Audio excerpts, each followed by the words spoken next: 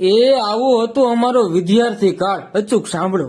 ચોપડીઓની વચ્ચે વિદ્યાના ઝાડનું ડાળું અને મોરના પીછાને મૂકવાથી અમે હોશિયાર થઈ જઈશું એવી દ્રઢ માન્યતા હતી. એના કારણે અમારો આત્મવિશ્વાસ વધતો અને કપડાના થેલામાં કે રાસાયણિક ખાતરની થેલીમાં ચોપડા ગોઠવવા એ અમારું આગવું કૌશલ્ય હતું. ચોપડાઓ ઉપર પૂઠા ચડાવવા એ અમારા જીવનનો વાર્ષિક ઉત્સવ હતો. પુસ્તકો ખૂબ સારી રીતે સાચવતા, કારણ વર્ષ પૂરું થયા પછી અડધી કિંમતે પાછા બીજાને વેચી દેતા. માતા પિતાને અમારા ભણતરની તો કોઈ ફિકર કે ચિંતા ન રહેતી. એ વર્ષોના વર્ષો વીતી જવા છતાંય અમારા માતા પિતાના પાવન પગલા ક્યારેય અમારી સ્કૂલ તરફ પડતા ન હતા. ના વાલી મીટિંગ, શિક્ષકના મારની કોઈ ફરિયાદ ના કરતા, કારણ એવું કરવાથી ઘરે વધારે માર પડતો. શિક્ષકની ભૂલ હોય જ નહીં એવી વ્યાપક ધારણા હતી. અમારા દોસ્તો મજાના હતા. શિક્ષકે પૂછેલા પ્રશ્નના જવાબ ના આવડે તો આજુબાજુ વાળો હળવેથી જવાબ ગણગણે તો અમારા કાની જવાબને તરત પકડી શકે એવું અમારી પાસે હુનર હતું. આવી તો મિત્રોને મદદ કરવાની ભાવના હતી. સાયકલ લઈને જતા ત્યારે એકને દંડા પર અને બીજાને કેરિયર પર બેસાડતા. અમે આ રીતે કેટલીય મંજિલો ખેડી હતી. એ અમને આજે પણ યાદ છે. બોર વીણવા જતા, નદીમાં ધુબકા મારવા જતા.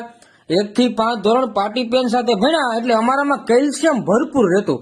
6ઠા ધોરણથી સાય વાળી પેન વાપરતા. ખિસ્સામાં બ્લુ ધાબુ, હોઠ પણ બ્લુ, આંગળીઓ પણ બ્લુ. આ અમારા ભણવાની ધગશની નિશાની હતી. એ જમાનામાં ટેલિવિઝન નવા આવ્યા હતા. કોઈકના ઘરે ટેલિવિઝન હતા, બધાને ત્યાં નહીં.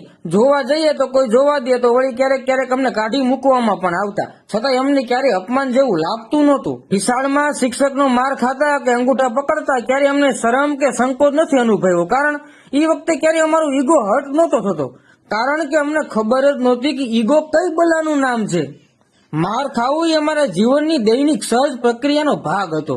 મારવા વાળો અને માર ખાવા વાળો બંને ખુશ થતા, કારણ એકને એમ હતું કે ઓછો માર ખાતો અને બીજાને એમ થતું કે અમારો હાથ સાફ થઈ ગયો. આમ બંને જણા ખુશ.